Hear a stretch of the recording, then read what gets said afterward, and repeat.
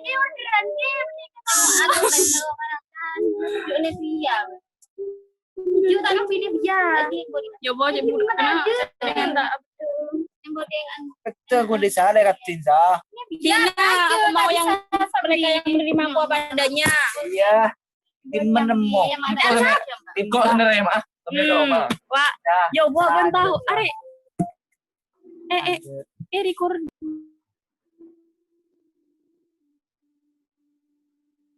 Gimana kabarnya semua?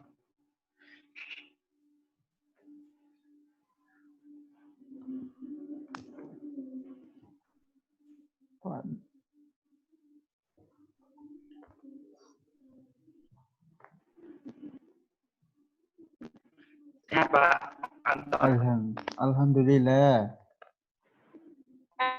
Alhamdulillah Pak. Gimana kabarnya Pak? Baik. Perhatian Kalian gimana?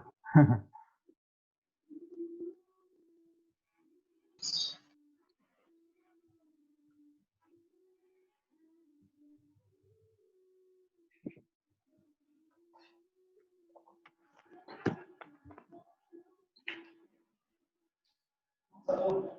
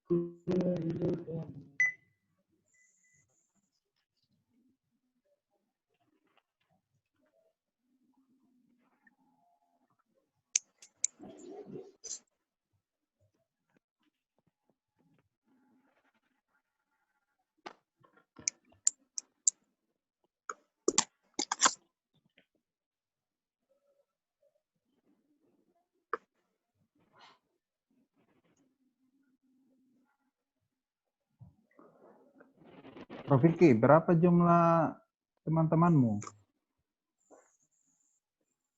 Masih sedikit Pak. Jumlahnya berapa? Jumlahnya untuk kelasmu? 30. 3 berapa? 32. 32.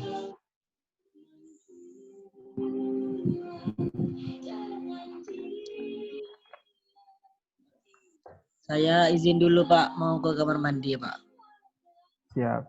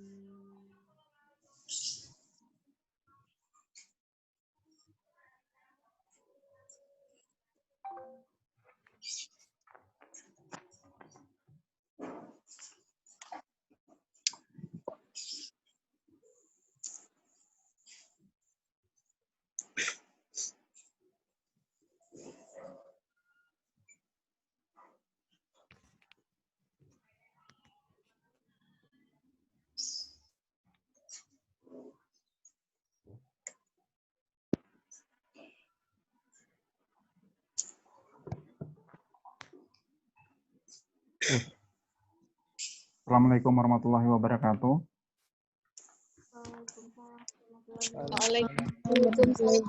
Waalaikumsalam. Nah, hari ini adalah pertemuan kita yang pertama di psikososial dan budaya dalam keperawatan. Untuk mengawali pertemuan pertama ini,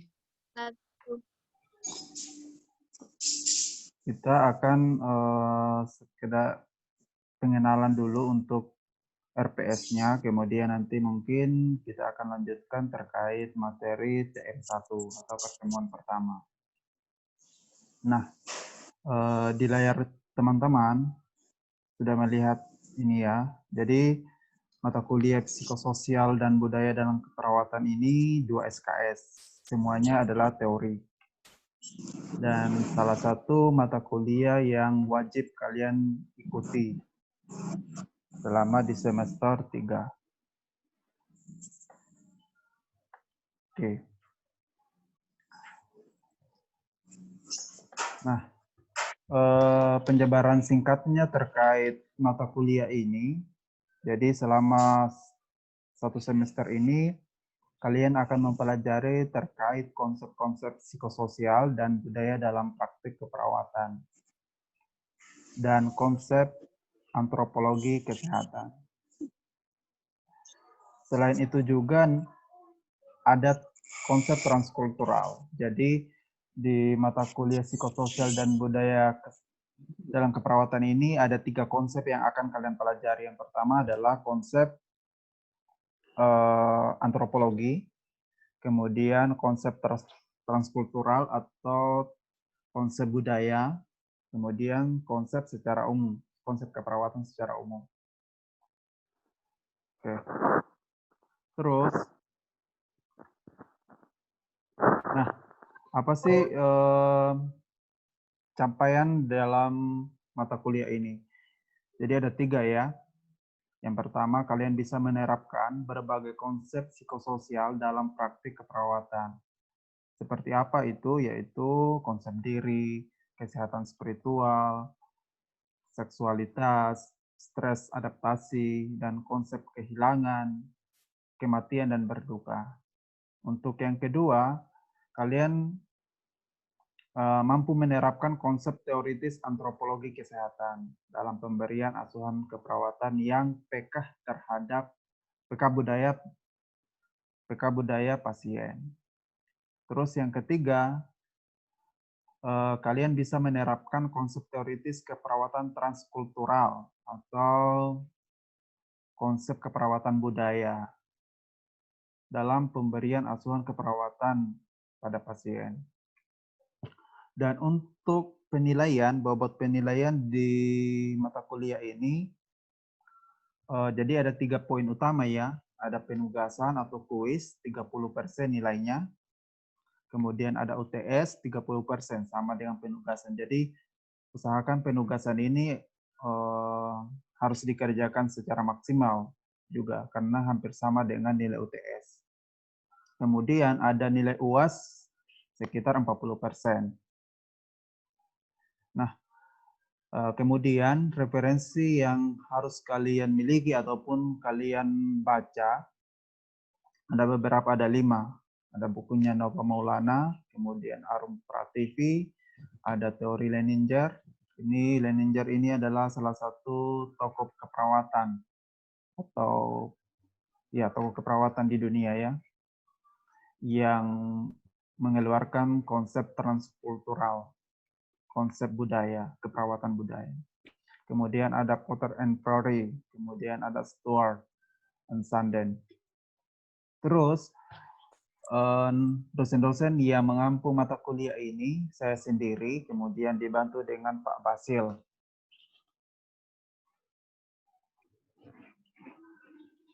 Saya sebagai PJMK-nya.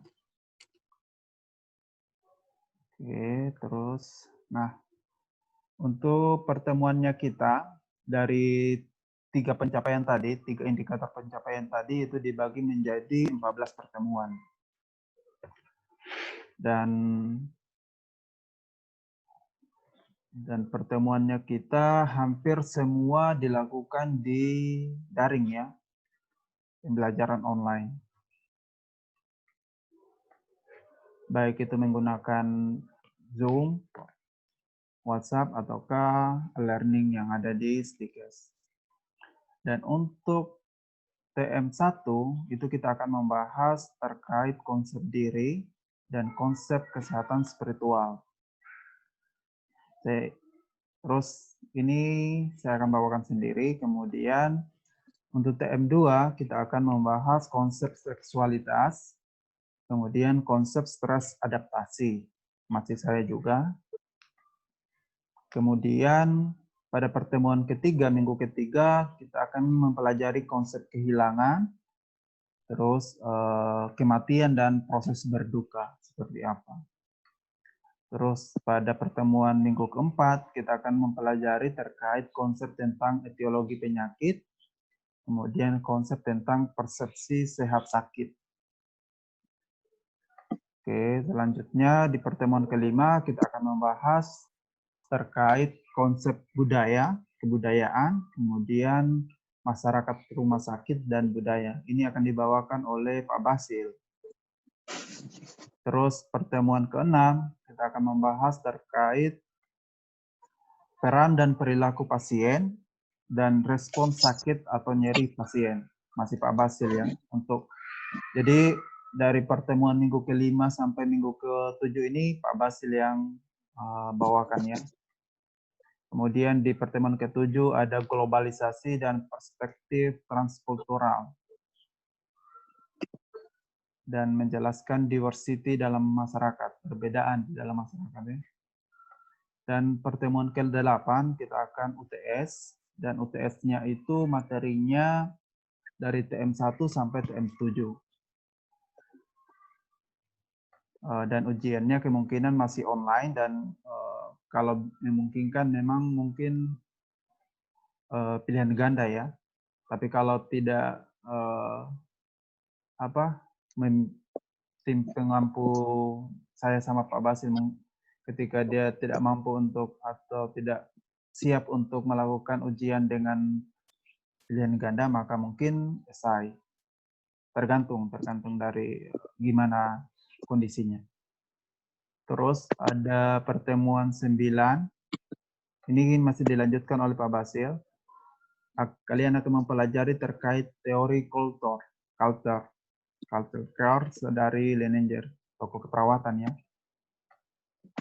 Kemudian di pertemuan ke-10 kalian akan mempelajari terkait bagaimana sih kalian mengkaji budaya. Gitu. Kemudian pada pertemuan ke-11, ini pertemuan ke-11 sampai pertemuan 15, itu kalian sudah mulai SGD, dimulai dari pertemuan ke-11. Dan saya harapkan dari Prof. Vicky, PJMK-nya bisa dari setelah ini mungkin bisa membagi kelompoknya supaya ada persiapan sebelum pertemuan ke-11 ini. Dan tugasnya pada pertemuan SGD pertama untuk kelompok pertama itu terkait transkultural ya. Bagaimana aplikasi transkultural nursing dalam berbagai masalah kesehatan pasien. Jadi dia akan membahas ini. Aplikasinya ke pasien seperti apa sih konsep budaya itu, keperawatan budaya. Dan makalahnya akan berisi di dalam makalah itu yang kalian buat. Ada pendahuluan, kemudian ada tinjauan pustaka, kemudian ada asuhan keperawatannya.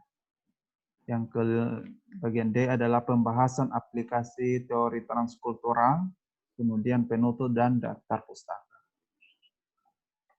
Terus untuk SGD kelompok kedua atau pada pertemuan 12, ini terkait keyakinan ya, keyakinan budaya. Jadi kelompok SGD 2 ini akan membahas keyakinan budaya tentang kesehatan atau penyakit. Atau mungkin dia akan membahas tentang kematian, budaya kematian ya, yang dimiliki oleh masyarakat Jawa Timur. Jawa Timur ya, yang bertentangan dengan praktik kesehatan seperti itu. Dan mungkin ada penjelasan-penjelasannya nanti di pembahasan ini bagaimana sih praktek-praktek yang bertentangan dengan kesehatan ini sebagai perawat kamu memastikan untuk memberikan pelayanan itu sebaik mungkin meskipun ada praktik-praktik yang cenderung bertentangan dengan kesehatan. Untuk penyusunan makalahnya sama dengan SGD pertama.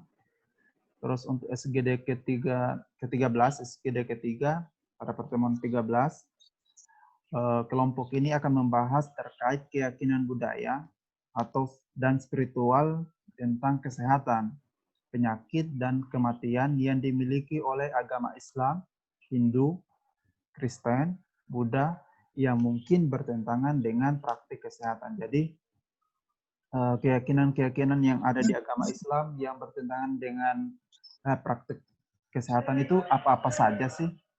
Kemudian di Kristen juga seperti apa? Hindu juga seperti apa? Seperti itu.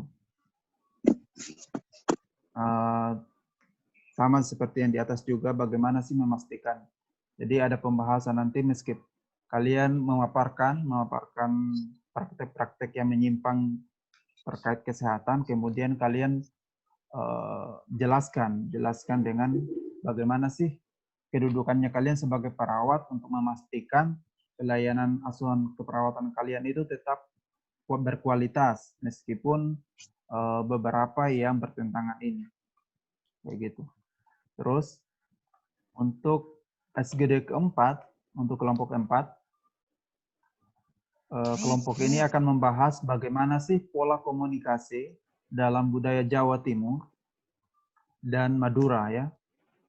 Jadi mereka akan membahas pola-pola komunikasi yang ada di budaya Jawa Timur dan Madura. Misalnya bagaimana sih kita harus berbicara, volume pembicaraannya kita itu ketika kita ngomong pada masyarakat-masyarakat yang ada di Jawa Timur ataupun di Madura. Bisa dijelaskan kalau kita ngomong ke orang tua atau orang yang lebih tua dari kita itu seperti apa sih?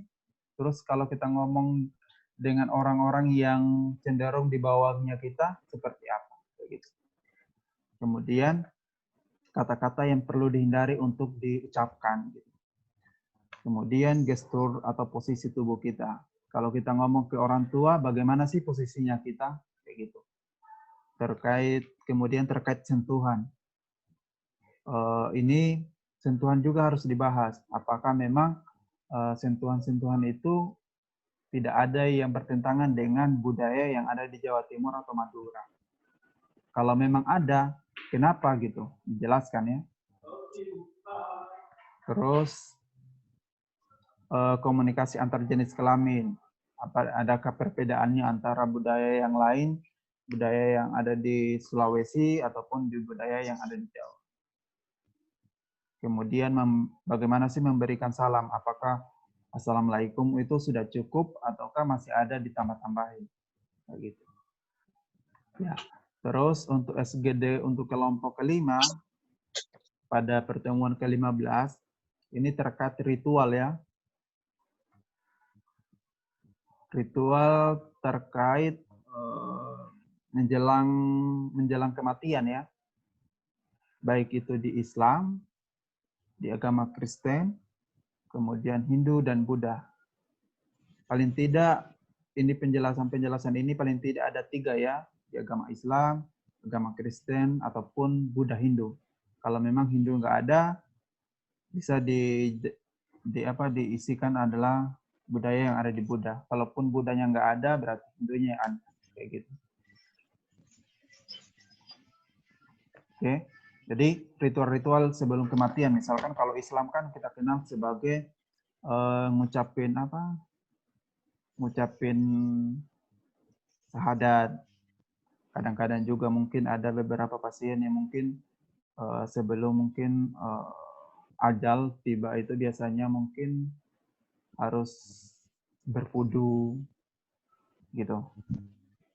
Ya, kayak gitu. Nanti nanti dieksplorasi aja ya. Ini tugas-tugas. Kemudian di pertemuan ke-16 itu UAS, dan UASnya dari TM9 sampai TM15. Nah, dari SGD ini paling tidak kalian mentoring atau konsultasi sebelum presentasinya kalian itu minimal 2 kali ya. Misalkan pada pertemuan untuk SGD ke-5, kelompok ke-5 ini, dia akan konsultasi ke saya. Begitupun di pertemuan misalkan Pak Basil ya. Nah, misalkan di sini, SGD kelompok kedua ini, dia akan konsultasi bukan ke saya, tetapi Pak Basil. Oke. Oke, sejauh ini paham? Atau masih ada yang mau ditanyakan? Terkait RPS.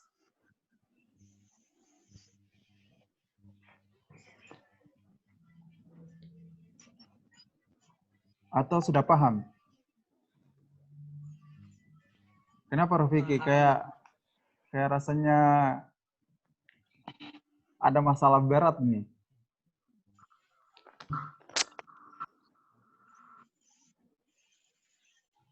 Oke.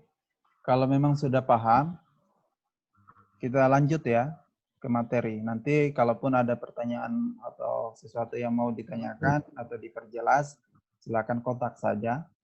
Kontak saya maksudnya. Oke.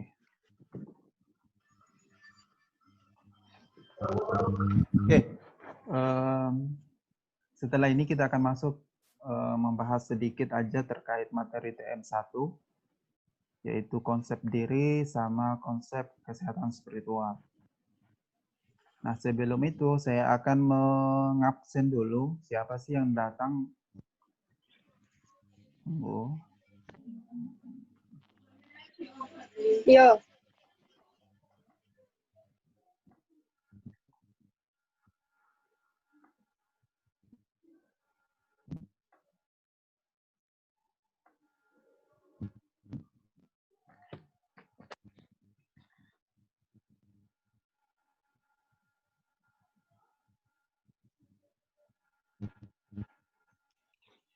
Oke. Bisa dilihat ya. Kalau yang namanya saya sebut, tolong bersuara ya. Ya, Pak. Oke, Agung. Iya, Pak. Ada ya? Ada, Pak. Oke. Alda. Hadir, Pak. Hadir. Oke, Andi hadir. Hari ini. Hadir, Pak. Oke. Hadir, Pak. Oke, terus Cindy hadir. Hadir, Pak. Deo. Hadir, Pak. Oke. Devi. Hadir, Pak. So, kan ada saya. Angel. Hadir ya, Angel. Ini nggak ada orang. Tunggu. Bersalin. Hadir, Pak. Oke. Vina. Hadir, Pak. Oke. Fitria. Hadir, Fitri. Pak. Hadir, Pak. Angel hadir, Pak. Oke, tunggu.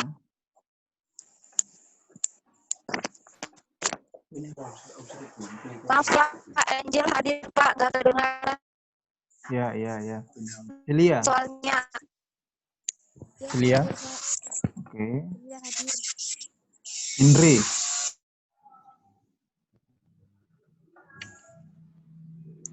Indri hadir ya.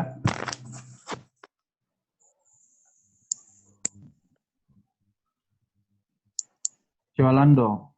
Wasko hadir. Hadir, Pak. Katarina. Katarina hadir, Oke. Leina. Gak ada keterangan kah? Oke.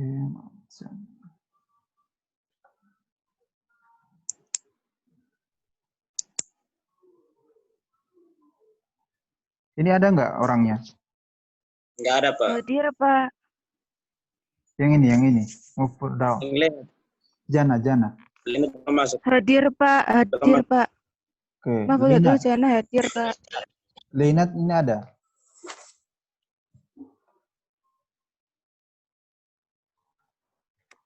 Nggak hadir, Pak. Linat hadir. Nggak. Belum masuk, Pak. Oke, tunggu. Mas Uda. Maulidatul ya. Hadir.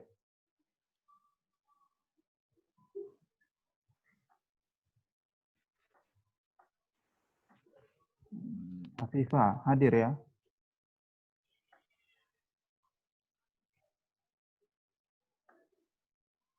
Pak, Maulidatul hadir.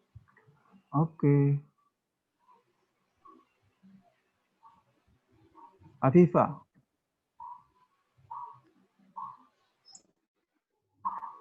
Afifah enggak ada keterangan. Rahma.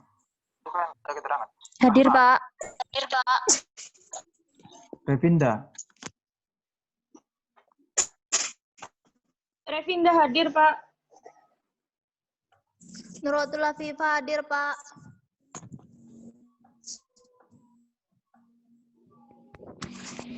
Priyandani. Hadir. Rosa. Hadir, Pak.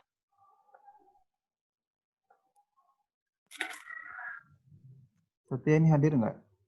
Hadir, Pak. Sati hadir. Cindy. Hadir, Pak.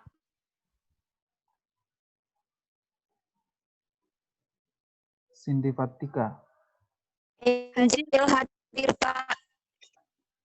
Hadir. Siapa yang tidak hadir? Talita ini hadir ya? Talita hadir, Pak. Oke. Ini yang tadi yang tidak hadir. Siapa? Linat.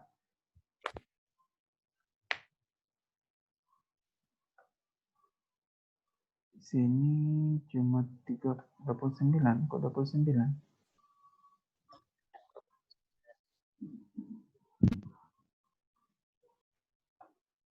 Saya simpan dulu ya. Oke.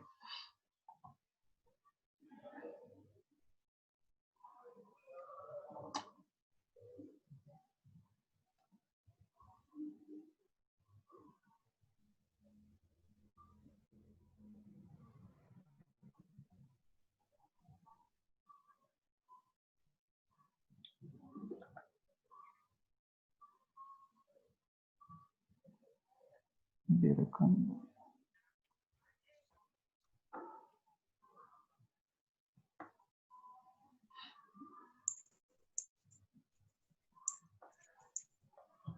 Oke.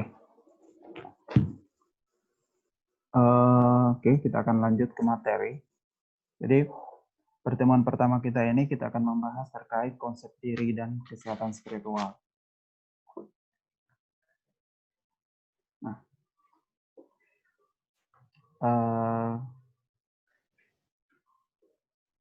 konsep diri itu dari beberapa pakar atau tokoh-tokoh keperawatan. Ada yang tahu nggak kelihat ini? Ini salah. Saya tahu. Saya tahu. Oke. Ini salah satu tokoh keperawatan yang ada di Indonesia. Salah satu profesor yang ada di Universitas Indonesia. Jadi,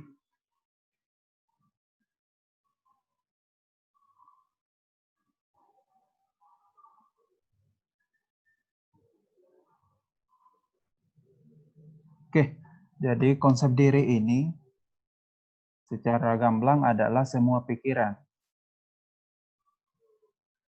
keyakinan, dan kepercayaan yang merupakan pengetahuan individu tentang dirinya dan mempengaruhi hubungannya dengan orang lain. Jadi, menurut Stuart and Sandel, ini konsep diri itu semua yang semua pikirannya kita, keyakinan kita, dan kepercayaan kita terhadap dirinya kita itu. Ya, terhadap dirinya kita. Dan itu akan mempengaruhi hubungannya kita dengan orang lain. Sedangkan dari kalian, konsep diri itu bagaimana sih cara pandang individu memandang dirinya secara utuh. Fisik, emosional, intelektual, sosial, dan spiritual. Oke. Oke, lanjut.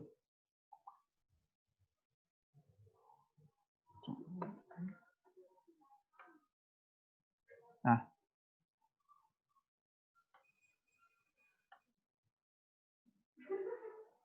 macam-macam konsep diri. Jadi konsep diri itu secara umum, itu ada yang konsep diri positif, ada yang konsep diri negatif. Ada yang dibilang adalah konsep diri yang adaptif, ada yang dibilang sebagai konsep diri yang maladaptif.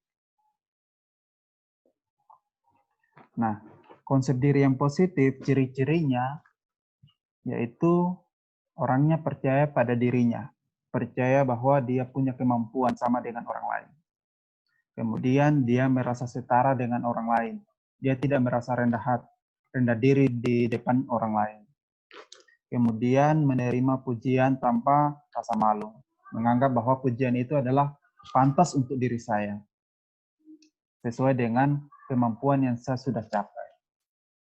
Kemudian sadar akan perbedaan pendapat. Jadi orang-orang yang konsep dirinya positif, dia akan menyadari ketika ada perbedaan pendapat itu merupakan sesuatu yang lumrah. Seperti itu. Kemudian orangnya mampu memperbaiki diri. Sedangkan konsep diri negatif, orangnya terlalu peka terhadap kritik. Sedikit-sedikit dikritik, merasa menjadi down gitu. Kemudian responsif sekali pada pujian, pengen dipuji. Oke. Kemudian hiperkritis, terlalu mengkritik dirinya. Misalkan, kok saya miskin, kok saya jelek, gitu. Itu terlalu hiperkritis. Tanda-tanda orang-orang yang negatif terhadap konsep dirinya. Kemudian cenderung merasa tidak disenangi orang lain.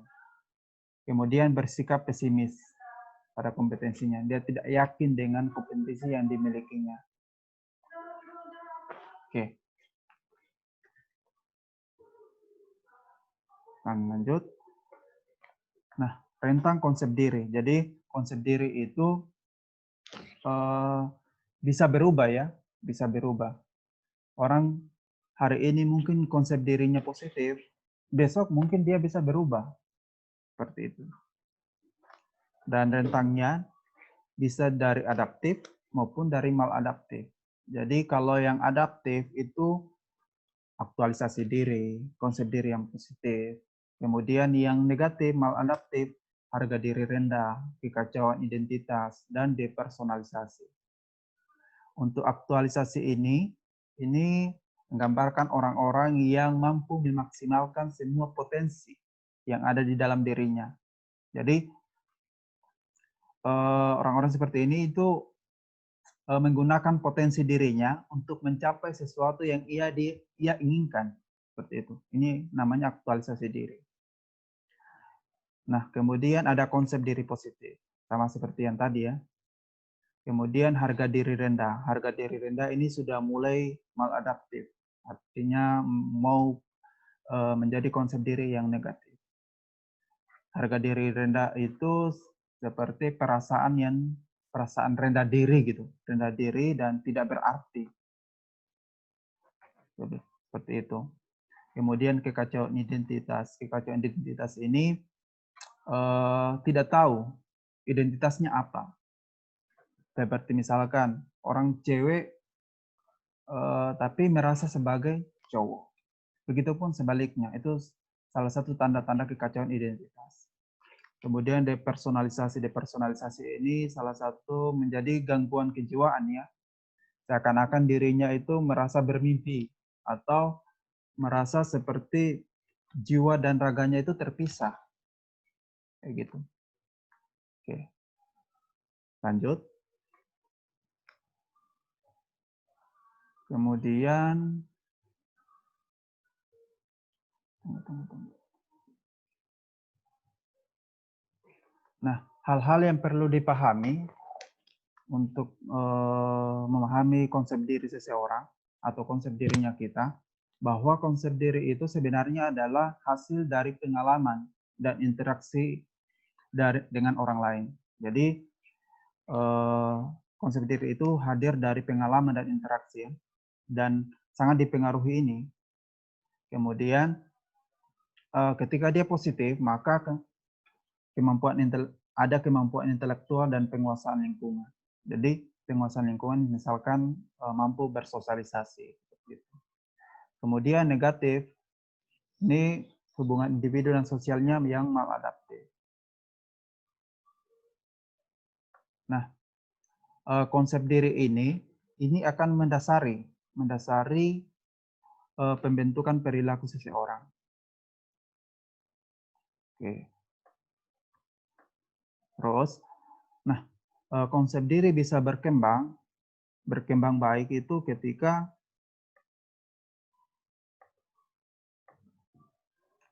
budaya dan pengalaman keluarga itu memberikan pengalaman yang positif. Terus, individu memperoleh kemampuan yang berarti dan mampu beraktualisasi. Nah, ketika individu atau seseorang mendapatkan ini, maka individu tersebut akan menyadari potensi yang ada pada dirinya. Gitu. Nah, peran keluarga di dalam pembentukan konsep diri itu sangat penting ya, karena keluarga itu dapat memberikan perasaan yang adekuat maupun tidak adekuat, perasaan diterima atau ditolak, gitu. Nah, perasaan-perasaan diterima dan ditolak ini sangat mempengaruhi konsep diri orang tersebut. Nah, komponen dari konsep diri itu sendiri ada 5 ya. Ada gambaran diri, atau biasa mungkin kalian dapatkan di buku-buku adalah citra diri. Kemudian ideal diri. Kemudian ada harga diri. Yang keempat, peran. Dan identitas. Mari kita bahas ya. Nah, gambaran diri. Gambaran diri ini sikap seseorang terhadap tubuhnya secara sadar atau tidak sadar, termasuk persepsi dan perasaan tentang ukuran dan bentuk, fungsi penampilan, dan potensi tubuh saat ini dan masa lalu. Jadi secara singkatnya, gambaran diri itu adalah penilaiannya kita terhadap dirinya kita. Kayak gitu. Dan gambaran diri ini cepat sekali berubah. Bisa berubah saat, misalkan hari ini saya gambaran diriku positif karena saya melihat diri saya maksudnya apa ya, berhasil, ataukah dalam tubuhnya kita melihat bahwa saya cantik gitu, saya cantik, saya ganteng. Tapi kadang-kadang ini bisa berubah secara cepat. Misalkan orang-orang yang kemudian jatuh dan diharuskan amputasi, kemudian jatuh, kemudian mungkin sebagian dari tubuhnya rusak. Itu menyebabkan gambaran diri menjadi negatif. Seperti itu. Dan gambaran diri ini biasanya berkembang dari proses anak-anak ya. Oke, lanjut. Nah, ideal diri. Ideal diri ini adalah persepsi individu tentang bagaimana ia harus berperilaku sesuai dengan standar pribadi. Standarnya ini berhubungan dengan tipe orang ataukah sejumlah aspirasi cita-cita ya, atau nilai yang ingin dicapai. Nah, ideal diri ini kata singkatnya adalah cita-cita kita. Kita mau pengen seperti apa di masa depan. Kayak gitu. Ataukah saya pengen apa di besok, ataukah di tahun depan, seperti itu. Itu cita-cita idealnya diri kita. Kalau misalkan kalian sebagai mahasiswa keperawatan, besok-besok mungkin idealnya diri saya ingin jadi perawat. Kemudian habis di perawat pelaksana, mungkin saya ingin menjadi ketua ataukah kepala ruangan. Itu adalah idealnya diri kita. Kayak gitu. Ataukah mungkin suatu saat kalian ada dari kalian adalah saya ingin 5 tahun ke depan saya ingin menjadi dosen. Kayak gitu. Nah, itu adalah ciri-ciri idealnya diri kita atau cita-cita terhadap diri kita. Kemudian, harga diri. Harga diri ini adalah penilaian pribadi terhadap hasil yang dicapai dengan menganalisa seberapa jauh sih kita memenuhi cita-cita kita, ideal diri kita. Idealnya diri kita ini biasa bisa dalam bentuk perasaan dicintai, dihargai, atau dihormati. Kayak gitu. Dan ini adalah beberapa cara untuk meningkatkan harga diri seseorang ataukah diri kita. Yang pertama adalah beri kesempatan untuk mencapai yang diinginkan. Kemudian beri pujian ketika dia mendapatkan prestasi. Yang ketiga adalah beri motivasi. Dan beri ruang untuk menyampaikan aspirasi. Jadi, harga diri ini sangat penting dan biasanya berkembang dari proses keluarga ya. Dari mulai keluarga, dia akan berkembang. Misalkan orang tua yang biasa memang dia memberikan kesempatan untuk anaknya untuk mandiri, ataupun diberikan kesempatan untuk mengeluarkan pendapatnya, diberi pujian ketika dia mencapai sesuatu yang prestasi. Ketika dia down, dimotivasi untuk bangkit. Dia akan, kalau keluarga seperti ini, dia akan anaknya menjadi memiliki harga diri yang positif. Kayak gitu ya. Terus kemudian komponen yang keempat dari konsep diri adalah peran. Peran ini pola sikap, perilaku, nilai, dan tujuan yang diharapkan dari seseorang berdasarkan posisinya di masyarakat. Jadi peran ini adalah fungsi kita sesuai dengan posisi yang kita miliki saat ini. Misalkan, masih dengar ya?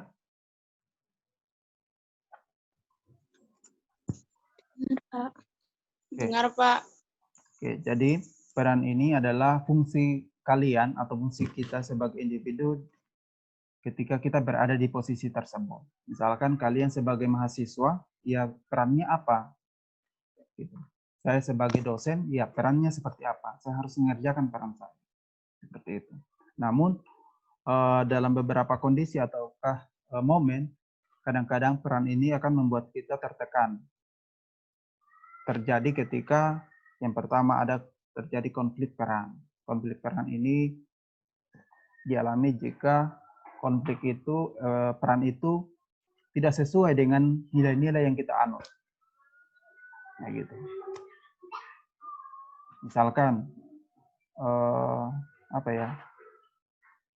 Ini biasanya terjadi kadang-kadang orang-orang berperan atau konfliknya dengan keyakinan keagamaannya, keyakinan spiritualnya dia atau religius. Kemudian peran tidak jelas. Ini biasanya menjadi tertekan ya, membuat orang tertekan atau stres. Yang ketiga adalah peran tidak sesuai dengan kompetensinya kita. Kita disuruh jadi dosen, misalkan ya, kita disuruh jadi dosen, tetapi kita tidak punya kemampuan untuk menjadi dosen. Nah, itu juga akan menjadi sesuatu yang membuat seseorang tertekan. Gitu. Kemudian peran berlebihan, ataukah peran yang terlalu diembankan kepada seseorang meskipun orang tersebut sudah memiliki banyak peran. Kayak gitu. Nah, lanjut. Kemudian yang terakhir adalah identitas diri. Identitas diri ini kesadaran akan diri yang merupakan sintesa dari semua aspek konsep diri sebagai sesuatu yang kesatuan yang utuh. Jadi, identitas diri ini seringkali diamanatkan sebagai jenis kelamin ya, seringkali.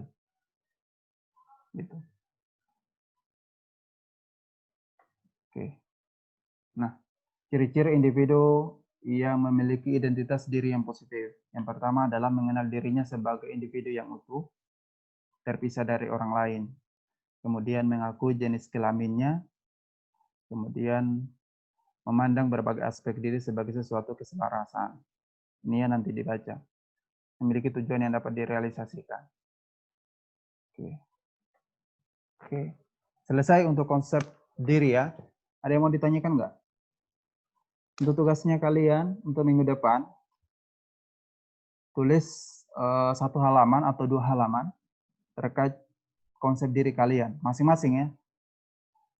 Saya yakin semua pasti beda-beda konsep dirinya. Misalkan konsep dirinya Indriani, Indriani harus menjelaskan terkait gambaran dirinya saat ini seperti apa sih?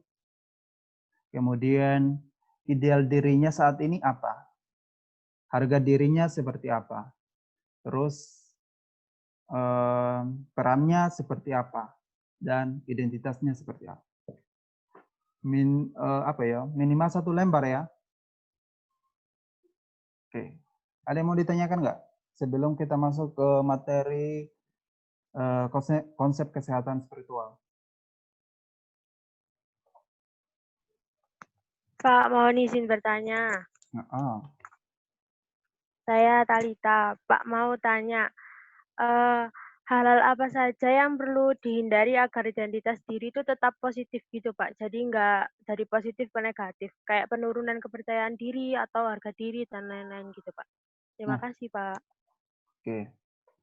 Nah, sebenarnya untuk masalah-masalah konsep diri misalkan kayak gitu, konsep diri kan harus diasah dari keluarga. Jadi keluarga itu semaksimal mungkin harus memberikan sesuatu yang positif terhadap anaknya ataupun terhadap kalian sebagai anak.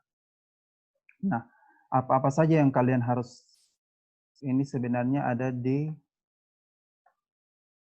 ini sebenarnya. Jadi, kalaupun orang temanmu kah ataukah saudaramu, ketika ada sebuah masalah ataupun menimpa dia, itu tetap kalian harus berikan motivasi dan berikan ruang untuk dia untuk mengekspresikan perasaannya dia. Ketika memang perlu bantuannya kalian, ya kalian harus bantu. Dan ketika dia mendapatkan prestasi, yuk kalian harus berikan pujian.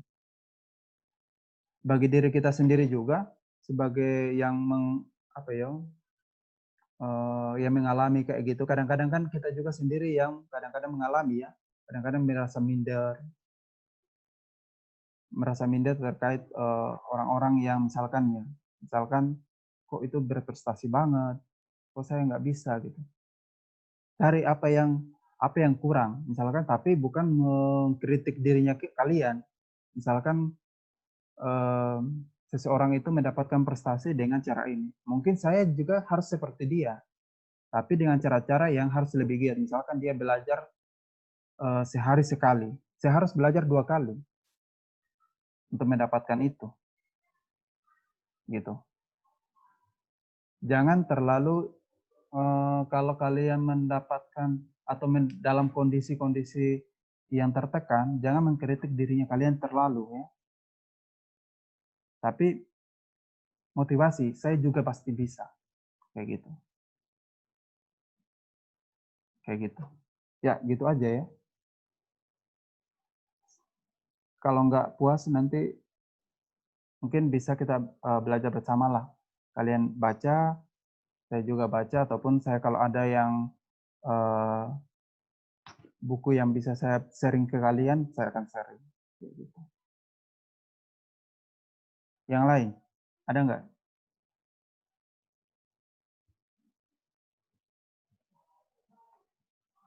Oke. Oh, tunggu dulu.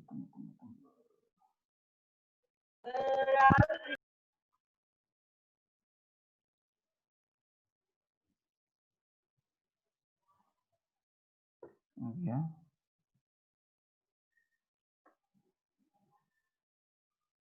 Oke, kita masuk ke yang kedua ya. Materi yang kedua di mana ya?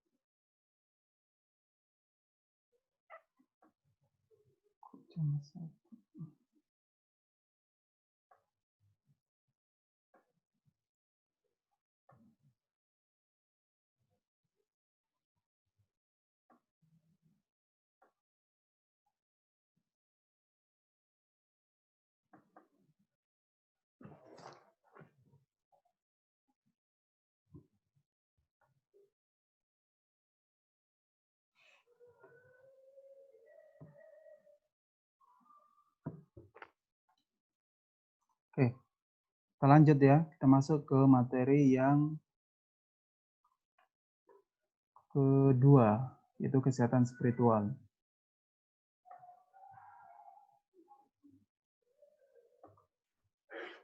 Oke. Nah, sebelum kita masuk ke lebih jauh terkait spiritual, udah tahu nggak kalian terkait apa sih?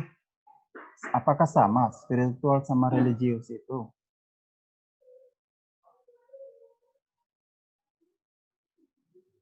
Siapa yang bisa? Siapa yang bisa memberikan pendapat terkait ini? Kalita mungkin?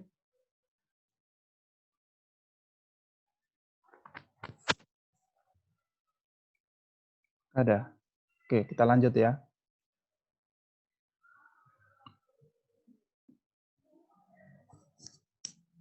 Ya.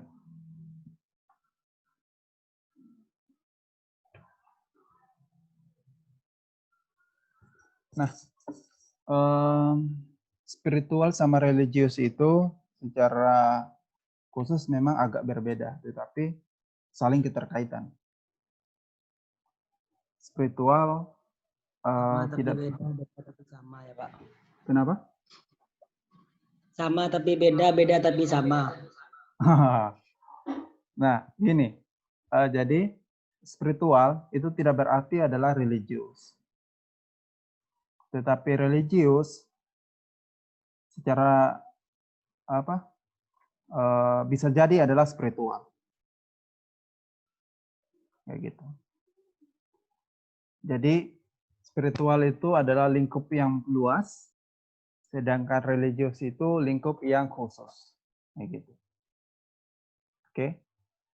Jadi kalau dilihat dari pengertiannya, spiritualitas ini mengacu pada hubungan dengan realitas yang lebih besar, yang memberi makna pada hidup seseorang dan dialami melalui praktek, bisa melalui praktek agamaan atau jalan lain atau cara lain.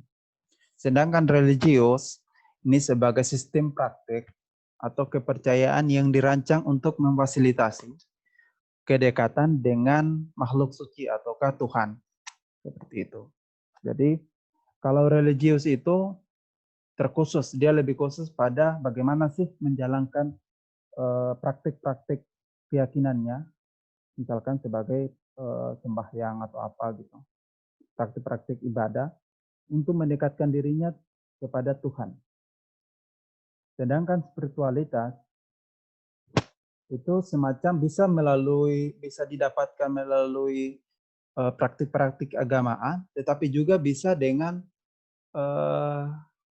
dengan yang lain, misalkan dia dengan alam ataukah dengan hewan peliharaannya, itu adalah spiritualnya dia. Oke, jadi orang luar itu tidak berarti bahwa dia tidak religius. Maksudnya orang luar itu tidak religius, tidak berarti bahwa tidak spiritualnya tidak ada. Jadi mereka kadang-kadang spiritualnya itu melalui lingkungannya, alam. Jadi spiritual itu bagaimana dia merasa nyaman dengan kehidupannya. Itu bisa didapatkan melalui ketenangan dari alam. Kayak gitu, artinya spiritual. Tetapi dalam konteks lain, kadang-kadang spiritual itu adalah kalau kita sebagai makhluk yang berkeyakinan, itu kadang-kadang spiritualnya kita itu didapat dari praktek-praktek religius. Orang-orang mungkin kadang orang lebih tenang hidupnya, lebih nyaman hidupnya ketika dia mengingat Tuhan. Ya kan seperti itu. Kayak gitu. Tetapi kadang-kadang orang-orang yang lain bisa mendapatkan ketenangan itu ketika dia berhubungan dengan yang lain, maksudnya yang sifatnya sebagai Allah, dia berteman dengan binatang, kayak gitulah anunya, prosesnya. Nah, terus kita lanjut. Nah, spiritual itu bisa menjadi konsep dua dimensi ya. Bukan hanya kalau spirit religius kan dia sifatnya satu dimensi dia. Dimensi vertikal. Biasanya vertikal ya. Terhadap Tuhan. Jadi dimensi vertikal, kemudian dimensi horizontal. Yang vertikal ini berhubungan langsung dengan Tuhan. Kemudian horizontal ini lebih ke kadang ke diri sendiri, orang lain maupun dengan lingkungan. Gitu. Nah, kebutuhan spiritual ini kebutuhan yang mempertahankan, mengembalikan keyakinan, dan memenuhi kewajiban agama serta kebutuhan yang mendapatkan maaf atau pengampunan. Ini biasanya berhubungan dengan Tuhan ya. Nah, apa sih kaitannya antara spiritual, kesehatan, sakit? Yang pertama adalah menuntun kebiasaan hidup. Kemudian sumber dukungan. Kemudian sumber kekuatan dan penyembuhan. Kemudian bisa jadi adalah sumber konflik. Ya. Menuntun kebiasaan ini biasanya beberapa praktik agamaan atau kesehatan itu terlahir dari spiritualnya kita, misalkan kayak puasa. Puasa itu menyehatkan tubuh, di dalam kesehatan pun ada, tetapi di praktik agamaan juga ada. Jadi praktik agamaan puasa itu diaplikasi ke kesehatan karena punya banyak manfaat. Begitu. Sumber dukungan. Sumber dukungan ini misalkan orang-orang yang mengingat Tuhan, mengingat sesuatu yang membuat dia tenang, itu membuat membuat dia lebih mendapat dukungan. Misalkan kayak gini, kalian sakit, kadang-kadang kan orang sakit atau kalian biasanya kan dengan menyerah kepada Tuhan kan, untuk mendapatkan sesuatu dukungan kayak gitu, ataukah kekuatan. Kalau di Islam ini biasanya adalah keyakinan terkait bahwa penyakit itu adalah salah satu cara Tuhan untuk menghapus dosa-dosanya kita. Ya, gimana? Prof. Vicky biasa tahu ya, kayak gitu ya di Islam ya. Saya kurang terlalu mahir. Tapi di Islam pun seperti itu. Jadi keyakinan agama itu bisa menjadi sebuah dorongannya kita, kekuatannya kita. Karena kita persepsinya kita bahwa misalkan sakit itu sesuatu yang anugerah. Kemudian sakit itu bisa menyehatkan ataukah mengurangi dosanya kita. Gitu. Kemudian tetapi di dalam beberapa kondisi bisa jadi adalah spiritual itu bisa menjadi konflik buat seseorang. Misalkan menganggap Tuhan tidak adil karena memberikan penyakit yang berat buat dia. Misalkan penyakit yang yang membuatnya kayak kanker. Kadang-kadang ada yang persepsi seseorang itu menganggap bahwa Tuhan itu tidak adil. Oh ya.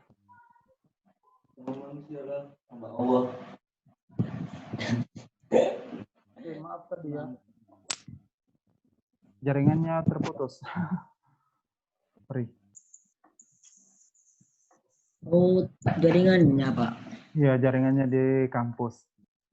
Tak kirain HP saya yang ngadat Pak. Enggak, di kampus lagi putus koneksi. Oh, sampean ada di kampus Pak. Iya, saya di perpus nih. Lapar Pak. Lapar kah? Yuk, kita cepat-cepat aja kalau gitu. Oke, nanti materi ini nanti ada modulnya kok. Nanti kalau memang nggak terlalu bisa bisa mendapatkan atau memahami materi ini, nanti ada modulnya yang nanti saya kasih. Oke.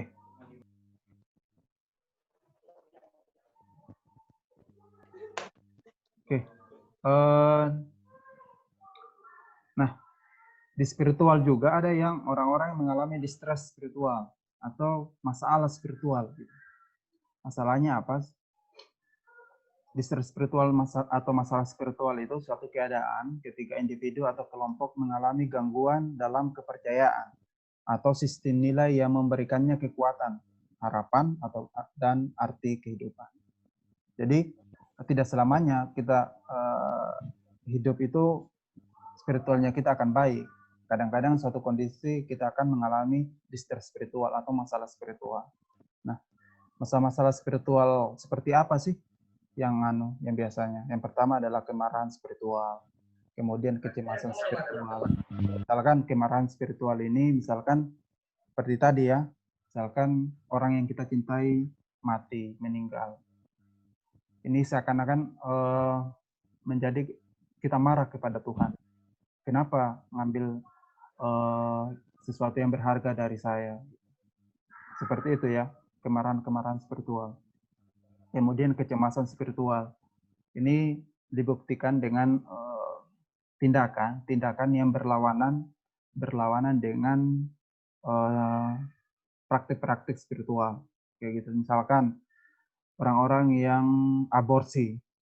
Orang-orang yang aborsi ini dia akan merasa cemas. Di satu sisi dia akan di satu sisi mungkin dia merasa bahwa demi keselamatannya, demi sesuatu yang dianggap benar saat ini, tetapi suatu sisi dia akan merasa bahwa aborsi ini adalah sesuatu yang dilarang oleh keyakinannya, seperti itu. Kemudian ada kehilangan spiritual. Kehilangan spiritual ini kayak gini. Dia merasa bahwa tidak nyaman, tidak mendapatkan kenyamanan ketika menjalankan ibadah. Kayak gitu ya. Misalkan ke masjid, tetapi hampa aja, tidak ada mendapat ilham gitu, merasa hampa ya, kehilangan spiritual. Nah, terakhir, ini bagaimana sih kita mengetahui kebutuhan dan masalah spiritual seseorang? Maka kalian harus melakukan pengkajian. Pengkajiannya itu bisa dilakukan dengan menanyakan sumber kekuatannya itu apa, Tuhan atau yang lain gitu. Terus data-data umum yang mungkin kalian harus dapatkan, agama yang dianut pasien atau keyakinannya apa, supaya asuhan keperawatannya kalian itu menyesuaikan seperti itu. Nah, kemudian bagaimana sih pasien melaksanakan keyakinannya? Ada masalah nggak? Misalkan dia lagi sakit. Kalau di Islam mungkin orang beribadah mungkin harus berwudu. Tapi karena sakit, kalian harus memfasilitasi dengan cara apa gitu? Dengan cara mungkin tayamun ataukah dengan tayamun aja ya. Kemudian mungkin sholatnya mungkin akan dengan cara yang dengan cara mungkin tidak seperti yang biasanya, akan ada praktek-praktek ibadah yang menyesuaikan, tetapi tidak menentang keyakinan kayak gitu. Gitu. Kemudian apakah sakit apakah sakit apakah sakitnya ini mempengaruhi keyakinannya? Kayak gitu. Kalau misalkan mempengaruhi keyakinan biasanya seperti ini. Tanda-tandanya orang, kenapa Tuhan tidak sayang sama saya? Kenapa memberikan cobaan seperti ini? Biasanya orang-orang seperti ini biasanya mulai merasa spiritualnya terganggu. Apakah Anda mempunyai pemimpin spiritual? Pemimpin spiritual ini kayak ustadz ya. Ustadz yang memberikan pemimpin. Iya, kayak ustadz. Ya misalkan orang-orang yang misalkan anak pesantren lebih percaya pada ustadz ini. Ataukah dia lebih percaya pada ustadz ini. Kalau dia meminta ustadz itu datang, itu ya harus difasilitasi. Kayak gitu. Apakah ada, ditanyakan juga apakah Anda butuh pemimpin spiritual? Apakah Anda butuh ustadz? Kemudian faktor-faktor yang menyebabkan masalah spiritual. Ini faktor-faktor yang menyebabkan masalah spiritual ini biasanya adalah bentuk-bentuk cacat ya, kecacatan. Orangnya cacat, kemudian sakit. Itu biasanya mempengaruhi spiritualnya dia, spiritual seseorang. Oke, terus habis ya kayaknya. Oke, ini intervensi terhadap masalah spiritual. Nanti cari aja ya, nggak usah dikumpul. Nanti terlalu banyak tugas, nggak maksimal lagi kali ya. Iya Pak, semuanya minggu depan Pak tugasnya itu Pak. Ya, tugasnya cuma itu tadi ya, cuma yang konsep diri ya, konsep dirinya kalian masing-masing tulis minimal 1 lembar ya. Gitu. Konsep dirinya kalian misalkan mulai dari citra tubuh atau gambaran dirinya seperti apa, kemudian ideal dirinya seperti apa, kemudian yang ketiga harga dirinya seperti apa. Oke.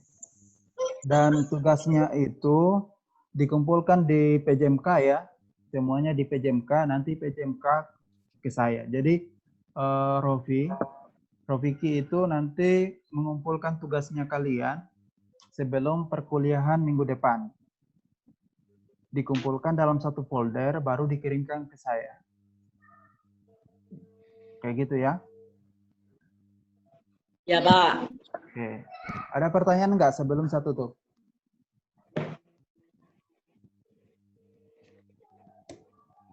Nggak ada ya? Oke, ya udahlah kalau gitu. Nanti minggu depan kita ketemu lagi. Oke. Assalamualaikum. Waalaikumsalam warahmatullahi wabarakatuh. Terima kasih Pak Anton. Terima kasih Oke, Pak Anton. sama-sama.